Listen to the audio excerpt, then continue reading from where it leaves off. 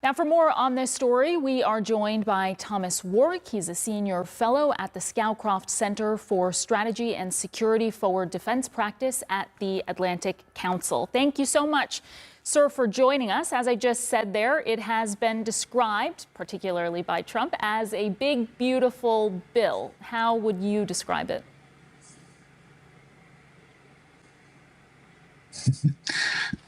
Well, I would suggest that in contrast to what your previous person just said, it's not the optics of the bill, it's the substance of the bill. This is going to have a dramatic impact in a number of ways, and some of them will be good from the president's perspective and others will not be. The one thing your previous guest did not mention is the enormous amount of money that's going into border security and immigration enforcement.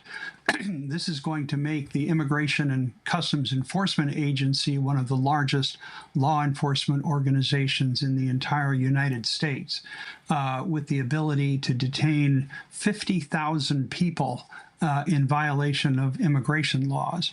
And while President Trump campaigned on the idea that he would be rounding up criminals and people who had exhausted their legal claims to try to stay in the United States, people are starting to notice that the people being arrested have no criminal convictions.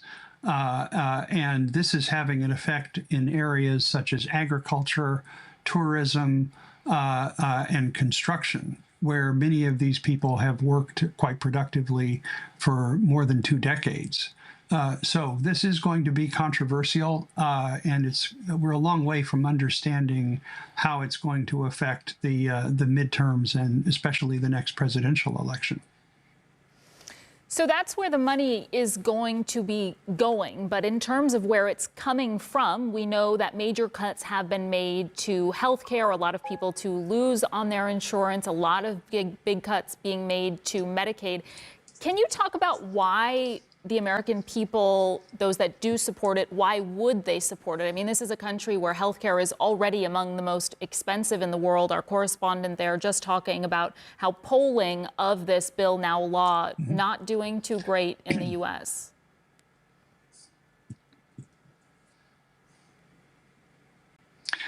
Well, and even among President Trump's supporters, many of whom are relying on the aid that is going to be cut. Part of this is the way this has been presented. Turns out not to be what's actually going to happen. The Trump administration has made much over eliminating waste, fraud, and abuse. And so their solution is to impose what they call a work requirement. But what it really is a paperwork requirement. People will be required to fill out government forms.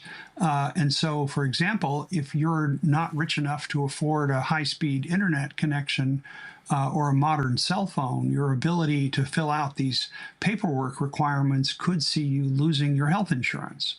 And this, however, is actually not going to take effect until 2 years from now. So this actually won't affect the midterm elections, but hospitals around the rural areas of the United States are already starting to see their revenues go down because they're not being paid for procedures like helping women who have babies and other medical needs. So this is going to have an impact, and it's not at all clear that it's going to be the positive impact the president talked about today. And speaking of the controversy, it wasn't just Democrats that voted against this bill, but we did see 2 Republicans also vote against it in the House. Can you talk about kind of the pressure that Republicans were under to flip, and who and what base might have created that pressure? What would be at risk had they not voted for it?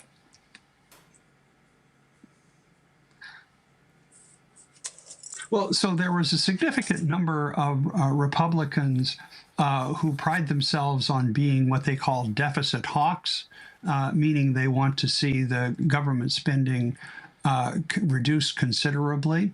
And this would primarily have to come out of social programs for poorer Americans, what's called the social safety net. There were others who worried that it would cut the social safety net and that this would affect the people who voted for them.